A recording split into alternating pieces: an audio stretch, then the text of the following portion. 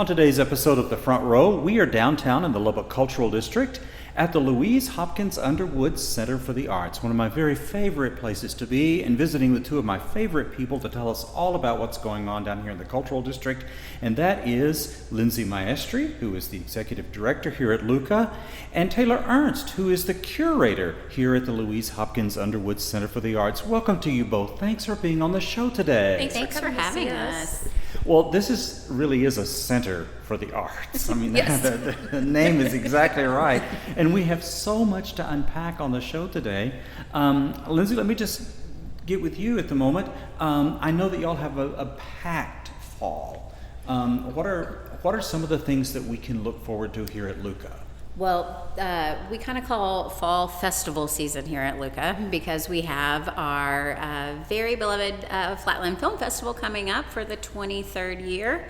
So that'll be coming up September 24th through 26th. 3 amazing days of filmmaking. We feature short films. We have 40 films this year in the festival.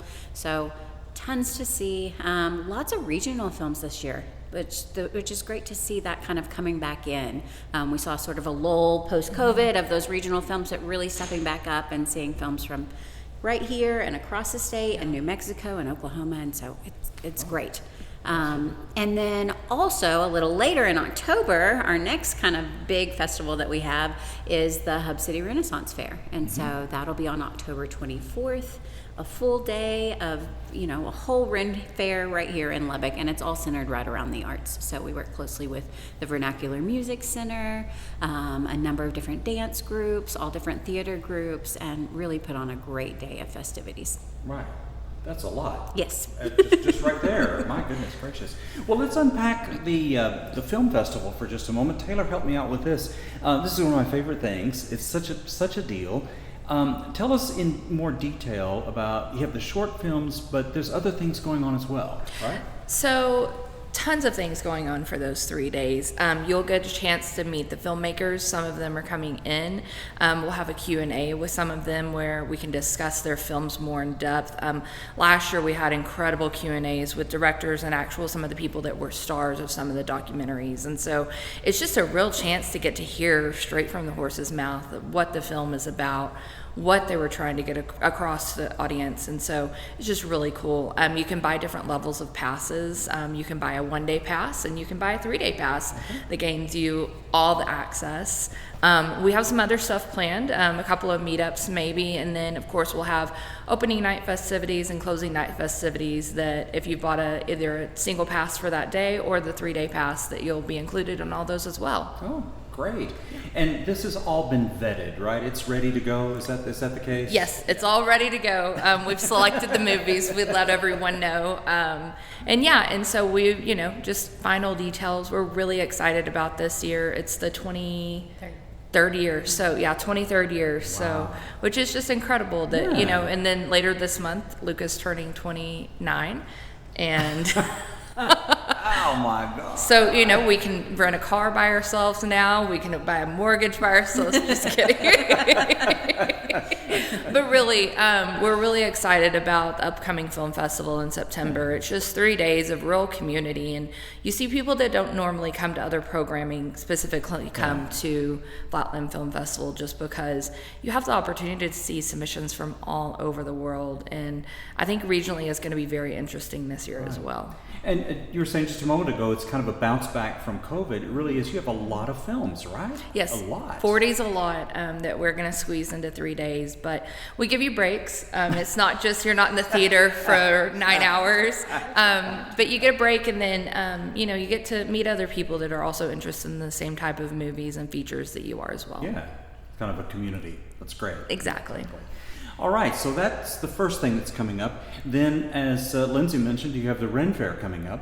For folks who aren't into Renaissance fairs, what actually is that and what happens? So I had never been to a Renaissance fair until we threw our very first one a few years ago. And it is such a unique and incredible community that you'll have people literally, I worked the ticket desk last year, you'll have people that are just driving by and being like, well, what is this? Well, it's our Ren Fair, and one person was out of town.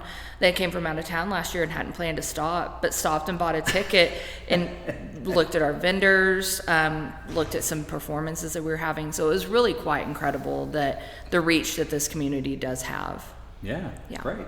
So what goes on at a Ren Fair once you buy a ticket and come in? So there's tons of different things that we do. We do musical performances, like Lindsey said. We work with local theater groups that they'll do performances either on the plaza or the stage, and then in the plaza other area, that's where most of our vendors will be. And we're also going to partner with CASP again and have some different demonstrations over there in their parking lot, and so it's going to be really cool. And that's the Charles Adams Studio Project. Yes, Charles Adams Studio Project. Right next door. Yes, right next door. If you go to the north and you see the garage doors, you're at the right place. Excellent. Well, I love that you're making use of your physical plant too to Yes. do this. This is really, really good. All right, so the Renaissance Fair, we also have the Flatland Film Festival. Lindsey, I know there are also some like underlaying, ongoing things that just happen sort of all the time, right? Yes. Classes, things like that. Help us know what those are. All arts all the time. That's what we do. So every Wednesday night we have ballroom dance here at Luca. So for $5, you can come and dance with ballroom dance. Wednesday, show up. You can have a partner or not have a partner. They'll figure out how to work you in. But our incredible instructor, Adam, really knows all different types of dances. And so they'll kind of go through these 8-week cycles of learning something really specific and then maybe move on to something else. But come at any level, beginner to advanced, they'll fit you right in. And so that's a really fun program. We also, this fall in September, our drawing sessions will start back. So we have figure drawing sessions. So we actually have a live model that's here because that's something that's really hard for artists working in their own studio to find a model to practice their drawing skills. And so we have a community model. We'll bring in different models and you'll be able to draw in our graffiti building. And so that's a great way to just practice your skills and kind of be in a community of other artists that are doing the same and working and learning and all of those, facets of figure drawing. Besides that, we also have our Artful Family Hours program, which happens in our galleries on the third Saturday of every month. We have a lesson for kids that can come by. It's a hands-on art project that's based off the artwork that's in the galleries. Because kids always want to touch things, and so then then they get the chance to make their own, and I think that really drives that sort of impact of the exhibition, that they can actually kind of have a hands-on practice that the artist is having, something similar. We have our clay studio, which has our clay studio is about to kick off starting at the end of this month, a new session of classes. So we'll have 2 different sessions that run in the fall, each for about 6 to 8 weeks, depending on the class. And those are great. They are everything from intro to wheel throwing. If you've never thrown on a potter's wheel, it's a really fun experience. And we have intro classes. We have hand building classes where you're actually doing something more sculptural or, building with your hands, building with clay material.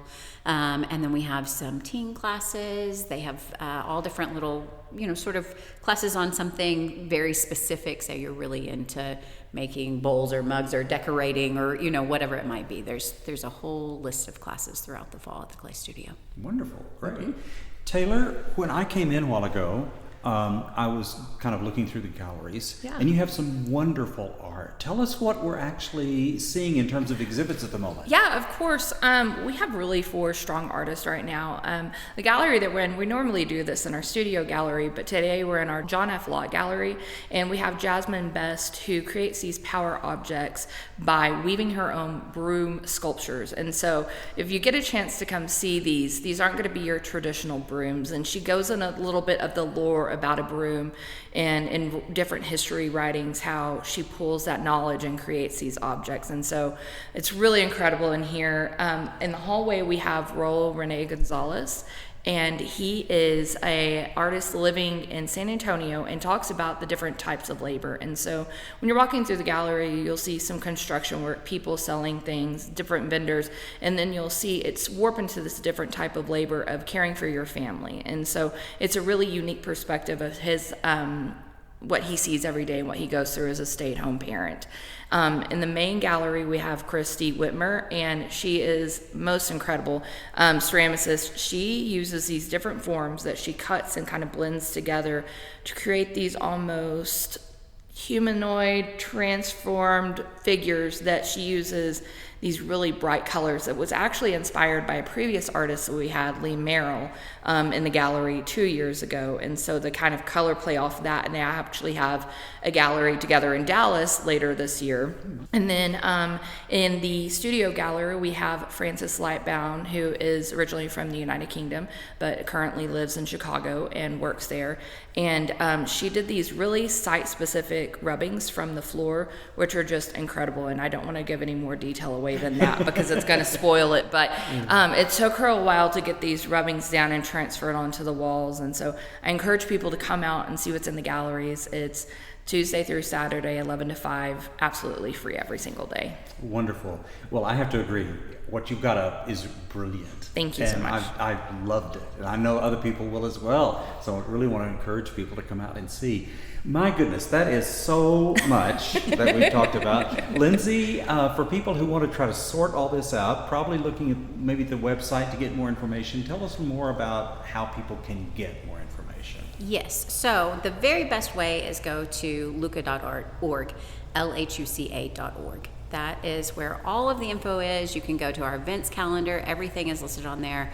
We have so much going on that I have to check it myself regularly to remember what we have happening. You can also follow any of our social media. We have really active social media. It's at Luca Lubbock on both Instagram and Facebook. So hop on there and you'll always kind of get a, sometimes a behind the scenes, which is fun, or what's upcoming. And so both are great ways to engage. Great. Well, the Louise Hopkins Underwood Center for the Arts is where it's at, folks. It really is. Just hearing what they have to say about the upcoming events, ongoing things, exhibits that are just terrific.